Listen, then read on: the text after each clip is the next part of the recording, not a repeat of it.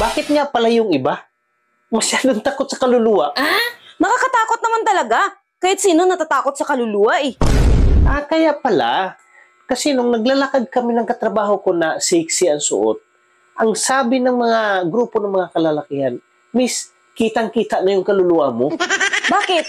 Nakita ba talaga nila ang kaluluwa ng kasama mo? Siguro, kasi nung nilapitan sila ng kasama ko, nagsitakbuhan sa takot. Eh bakit ikaw? Paano mo nasabing takot sa'yo ang kaluluwa? Alam mo, hindi pagyayabang ha, kumakain ako ng kaluluwa. Kaya takot ang mga yan sa akin eh. Nagmamakaawa pa nga yan eh. Paano mo nasabing takot sa'yo yung kaluluwa? Kasi yung kinakatakutan ng mga lalaki sa kasama ko, pagdating namin sa bahay, kinain ko. Ibig sabihin, ganun kakatapang? Oo naman.